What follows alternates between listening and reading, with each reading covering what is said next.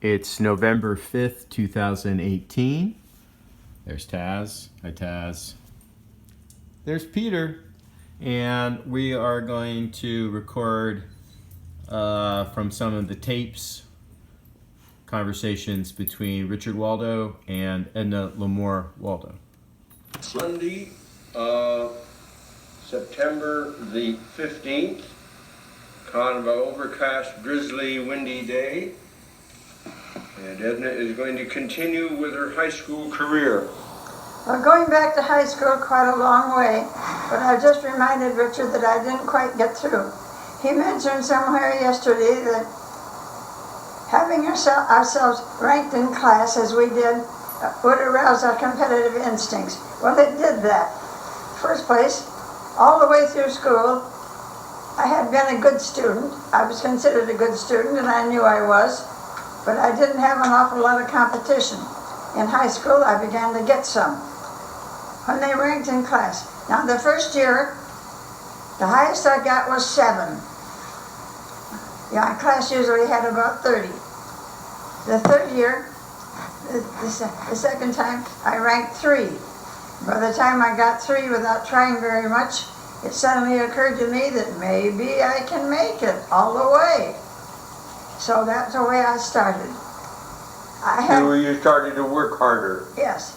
I probably didn't work harder, except that I was conscious of who was coming up behind me, and I didn't want them to come up very farther.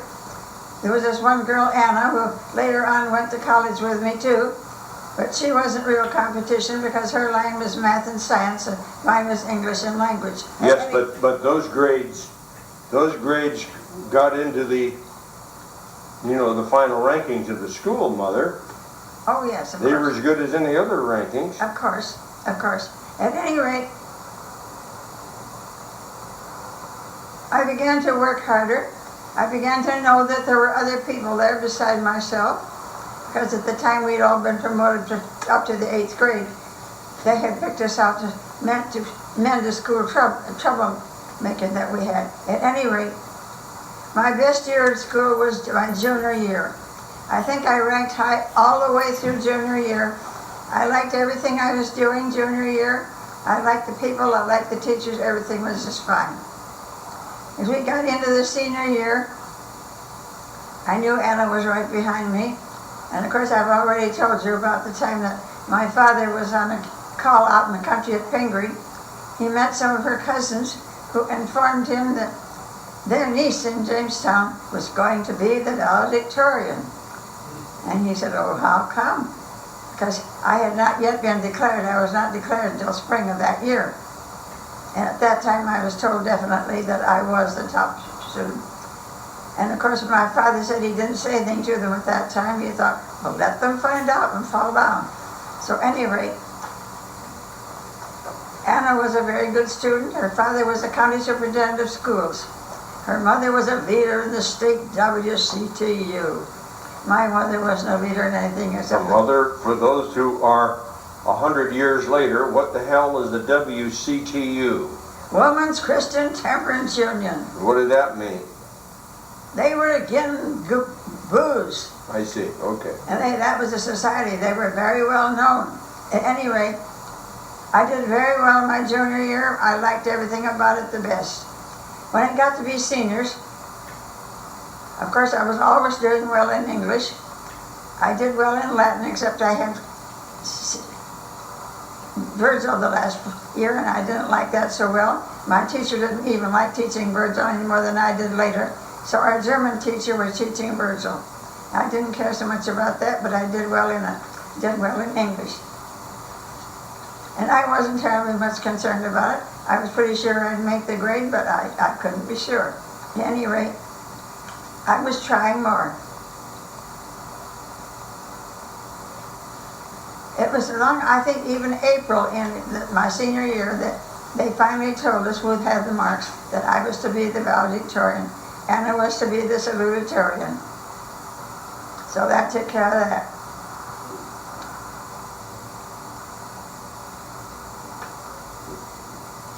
Well, you remember the valedictorian, the speech you made, and the speech that the president of the college made when you were both on the stage, one after the other?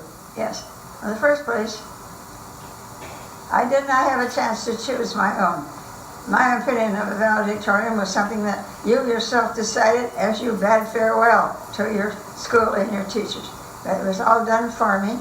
It was my Latin teacher who was leading me and helping me with the valedictory. At any rate, they took me, we were graduating in what was called the Opera House, and it really was a very big place. It had balconies and boxes and all sorts of theater things, very good dressing rooms downstairs, and very fine actors and actresses had come out from New York. The other thing was that when they came out to go to the coast, after Minneapolis, Jamestown was the only place to stop before they got to the coast. We had the only good place to play in. So that's why we had such good things. My father always had, he kept on being in charge of all that. I'm thinking of the words. Permission to play. He always signed the papers to give them the license to play. So my father always had tickets to those things and took me to everything. So that had been a good idea. In school, high school, we didn't have the usual thing that they have now. We didn't have lyceum courses and lots of trained speakers. We had some once in a while. Somebody like Billy Sunday, for instance, was a very well-known natural evangelist who had been a baseball player. He was in town because he had a brother there. He came up and addressed our school. I have no idea what he said, but of course the fact was the kids knew who he was.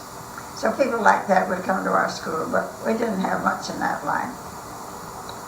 School was very beautiful. I liked it. I was not working as hard once they had told me that I had made it. I don't know when it was along there that I was informed that I would have this college scholarship. But before that, I had already won some. Now, of course, it's very easy to understand why even very good prep schools always gave scholarships to all the undergraduates in many high schools in 2 states, maybe at least Minnesota and North Dakota. For instance, there were 2 very fine prep schools in Minnesota, which each gave me a year's scholarship. Of course, that didn't mean anything because you had to pay board and room. But all those schools, they gave away those scholarships because they wanted to get honor graduates. Everybody wanted to get the good students. They wanted to elevate their status. Well, of course. And Jamestown, of course, wanted to do that. Their status wasn't very high to start with. Now, at this point, Jamestown College, the reopening of the college was at the same time as you graduated from high school. The year before. I see. Year before, but they didn't have any students. And very few of them were of college rank. The whole point is, there were many small towns in North Dakota which had no high schools, or else they had 2. So there were a great many, and especially girls, who had not had high school. And of course there was my friend Wally, the Navy man, who had dropped out of school in Washburn because his father had been killed and his brother had been killed. His mother was prostrated. He dropped out of school to help her. So when the time came, 3 judges signed his application to Annapolis, and they said to him, "We will take your man, but we would like him to finish high school first." And they had not quite realized that he had not finished high school. As he told me later, he didn't know what he was going to do. He said at his age he was not going to go back to Washburn High School to finish. He thought maybe he could go to the university. Then he found out that at Jamestown College they had a prep department where he could go very easily and mingle with college people and still get his final credits. So that's what he was doing there. Most of us did not know he was finishing high school. He had only part of a year. So that was how it worked out. We had a lot of older students. We had several ministerial students who either were ministers or who thought they were going to be. They got free scholarships if they were going to be ministers. I don't know any one of them ever did it. So that was the organization. We didn't have much boy-girl thing, except that Herbert Cousy came out to live with his uncle, and I was his first date, and that was quite a feather in my cap. Who was his uncle? Hmm?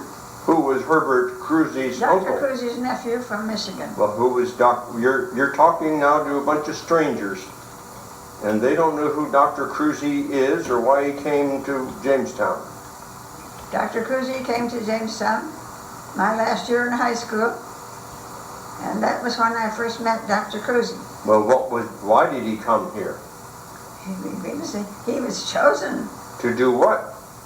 to head the college. Ah, okay. You see, the point was, You Jamestown, you identified him, but you didn't indicate who he was or why he was there. hadn't got to that yet. Jamestown had a very strange predilection for the University of Michigan. I never knew where that started. And of course, the University of Michigan at Ann Arbor is now and always has been a very fine university. And I've been in many places in Michigan, but not to Ann Arbor. At any rate, most all the lawyers, the important lawyers in Jamestown, were graduates of Ann Arbor. So they helped choose Dr. Cruzy, partly because, although he was born in Holland, had no much of any English background. He had graduated from the University of Michigan, and all the influential Jamestown men on the board of directors wanted him to come. He was a very tall man. Really, when you got to know him, he was a pretty good scout, but you didn't get to know him very easily. His wife was a very lovely woman. She had not completed her degree because she was a music student, had been a piano major. They had one little boy. He was a very interesting child. He was not in school yet. He roamed all around the campus, and wherever he saw a group of people talking, he joined it. And if he wanted to talk, he did. So he was quite a precocious child.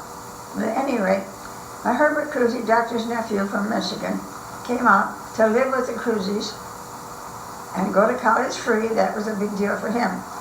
But Herbert had not realized that he would be living in his uncle's home, which was a college president's home. At that time, Herbert smoked. He tried smoking there and holding his head out the window, and he found that didn't work. And it was a little hard for him to get used to it. You're telling me that Dr. Cruzy was very much against smoking? Everybody was. Okay. We didn't, on the campus, you weren't supposed to smoke. Some people did, but of course none of the preachers did. We had a lot of would-be preachers, almost none of which we got to be preachers. They were learning to speak. Many of them were good speakers. At any rate, there was not much boy-girl stuff for us, but for some reason, whether I was recommended by his elders or not, anyhow, Herbert chose me for his first date, which of course that was news, and news to me too. He had had his high school in Michigan. He had a lot more experience than we did. He knew athletics. He knew a lot of other things about that. So we had quite a few dates. We were both taking astronomy. And the interesting thing about astronomy was our professor used to call us on beautiful evenings and say, this is one evening to go out and look at the stars. And I was living downtown at that time with my parents, and the only way I could go look at the stars was if Herbert came and got me and took me up to do it, which he sometimes did. But at any rate, the awful thing about astronomy was when winter came, we were doing the most atrocious problems that I never cared much about. We had to have some science requirements, and science, all I got was astronomy and botany. So I got by science very easily that year. But at any rate, I was going on with my Latin. I was very much enjoying French. My first French professor had been a real Frenchman and a very good teacher, but he was bounced out of the college because he seemed to have too much predilection for some of the younger boys. And he was bounced out of there, but he was a good French teacher.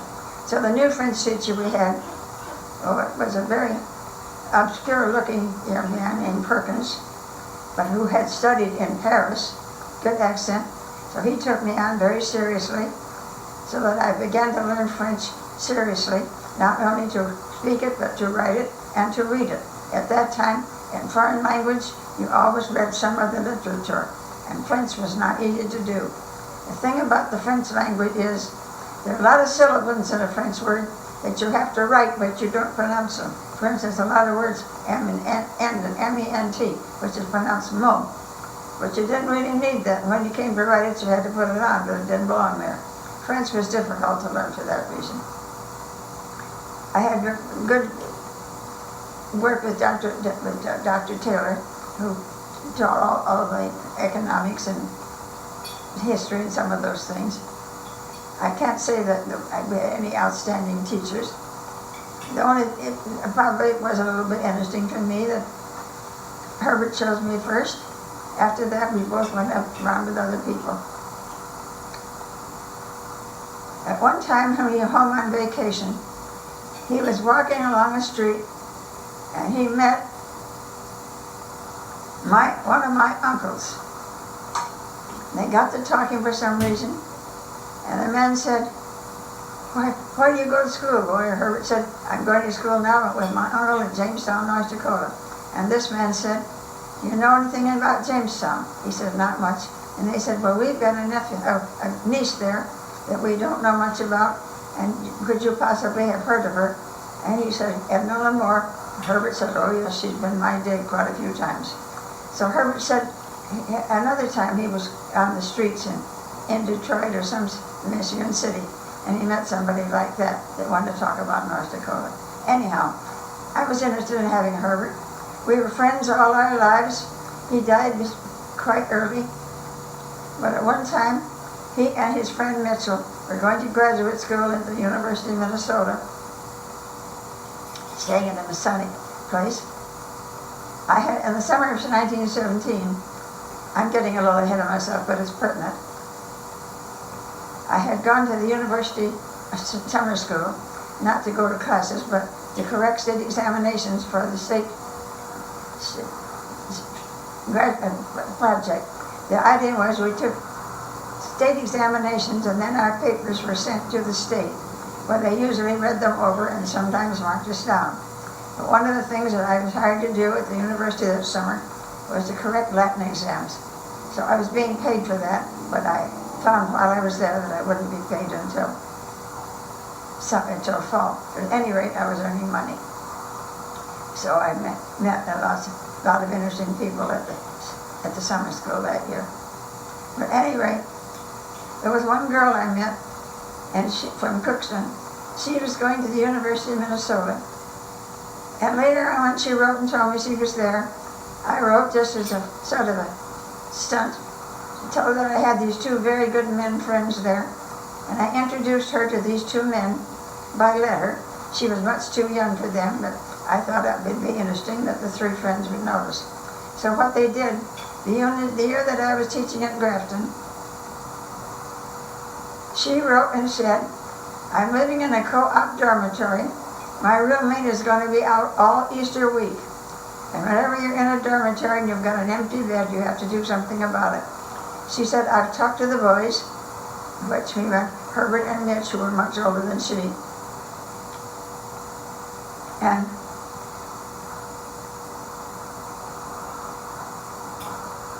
she said, the boys want me to ask you if you would like to come to visit with us for Easter weekend. Where was that? Minnesota. In Minneapolis? Yes. Uh-huh.